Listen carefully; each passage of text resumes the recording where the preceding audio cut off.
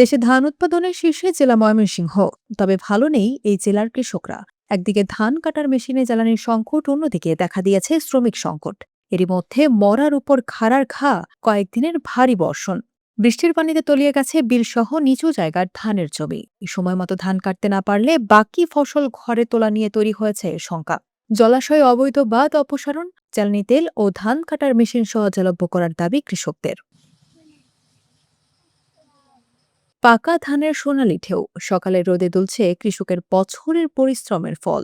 প্রকৃতির এই অপার সৌন্দর্যের মাঝেও স্বস্তি নেই ময়মনসিংহের কৃষকদের মনে। জ্বালানি ও শ্রমিক সংকট, অস্বাভাবিক মজুরি বৃদ্ধি এবং কম্বাইন্ড হারভেস্টার মেশিনের অভাবে ধান ঘরে তোলা নিয়ে গভীর দুশ্চিন্তায় পড়েছেন তারা। আমার নিজের দুইটা মায়ের কল আছে, তেলের কারণে আমি চলাতে পারতেছি না। এবং ডান কাটা যে মিশিং, আমরা যারা মিশিং করি আর কি, ডান কাটে এগুলো পাইতেছি না, কারণ তেল তেল পাইতেছে না। তেল বাড়তি তেল দিও, জনগণ তেল দিও, মানে কৃষকরা ধান তুলক দেয় ঘরে, সুযোগ নাই, কোনো সুযোগ নাই, তেল পাওয়া যেতেছে না। এরপরে যে কামলা তো পাওয়া যায় না। এক মন এক কাটা জমিন কাটলে আমার 1500 টাকা লাগে, কিন্তু ধানের দাম হয়েছে 700-800 যেমন। আমরা তো এই কৃষকের এই তেলের দামটা একটু বেশি বাড়িয়ে গেছে, আর মিছিল পাইতেছি না, ধান কাটার শ্রমিকের তো বেতনও ঠিক মতন পাইতেছে না। এভাবে চললে তো দেশের কৃষকের খুব সমস্যা হতে পারে। তেলের দাম বাড়াতে আমরা ধান মারার মেশিনও পাচ্ছি না, কামলাও পাচ্ছি না, আমাদের খুব ভোগান্তিতে থাকতে হচ্ছে।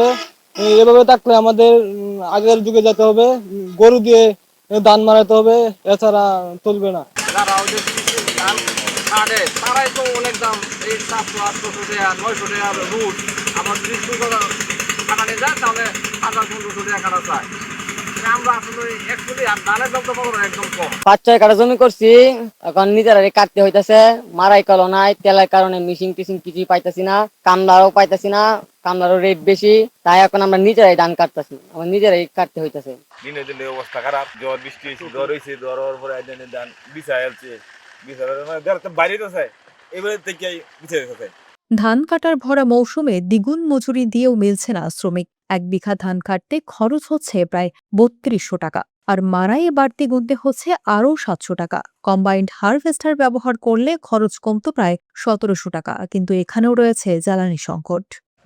বান্ধে হাইরে উদান্তি মাছ মারে, এই বান্ধের হাতে একটা ফুটো হানি নাই, আর সব জমিন কম পানি তলে পড়েছে। আমরা চাচ্ছি যে বরবিলা যে ওই আমরা যে হাওড়া আছে, এই হাওড়া আপনার পানির তলে পড়ে যা। আমরা যাচ্ছি দ্রুত চেষ্টা করি, আপনার এটা সরকারের কাছে আমরা আবেদন চাই যে আমরা এই কালা দ্রুত খুঁজে করে আমরা সমস্যা করে দিব। জলাশয়গুলোতে অবৈধ বাঁধের কারণে বৃষ্টি পানি নিষ্কাশিত না হওয়ায় সৃষ্টি হয়েছে জলাবদ্ধতা। এতে তলিয়ে গেছে ধানের জমি। তবে নদী খাল বিলগুলোতে অবৈধ বাঁধ অপসারণ করা হচ্ছে বলে জানিয়েছেন প্রশাসন। সিনিয়র মৎস্য কর্মকর্তা আমি অচিন্তপুর ইউনিয়নের যে সুরিয়া নদী আছে আর কি, সেখানে আমরা প্রায় 5টার মতো এরকম মাছ চাষের জন্য যে কৃত্রিম বাঁধগুলো দেওয়া হয় সেরকম বাঁধ অপসারণ করেছি। এবং 2 নং ইউনিয়নের যেটা আমাদের বাল্কি বিল বলা হয়, এখানে প্রচুর লোকের ধানের জমি আছে। সেই জমি থেকে এখন যারা আবেদনকারী ছিলেন তারা এসেছিলেন এবং ওনারা এসে আমাকে ফিডব্যাক দিয়ে গেছেন যে পানি কমতে শুরু করেছে। এদিকে কৃষি সম্প্রসারণ অধিদপ্তর জানায় 80% ধান পেকে গেলে কর্তন এবং হারভেস্টার মেশিনে অগ্রাধিকার ভিত্তিতে কৃষকদের জ্বালানি তেল সরবরাহের নির্দেশ দেওয়া হয়েছে। যে আমরা ইমিডিয়েটলি আমরা যেটা 80% ধান পেকে গেছে সেসব জমি ধান কেটে ফেলতে হবে। এবং এই যে আপনারা যে বলছেন কম্বাইন হারভেস্টার অথবা থ্রেশার মেশিন, যেখানে যেটা আমাদের অ্যাপ্লিকেবল সেখানে সেটা আমরা প্রয়োগ করব। সেই জন্য ফুয়েলের ব্যাপারে আমাদের জেলা প্রশাসন থেকে গতকাল নির্দেশ দেওয়া হয়েছে। আমরা একটা জুম মিটিং ছিল, আমরা সেখানে উপজেলা প্রশাসনকে নির্দেশ দেওয়া হয়েছে।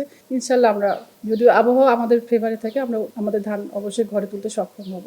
এবছর ময়মনসিংহ জেলায় 2,63,910 হেক্টর জমিতে বোরো আবাদ হয়েছে। সকল প্রতিকূলতা কাটিয়ে সোনার ফসল ঘরে তুলবে কৃষক, এমনটাই চাওয়া সকলের।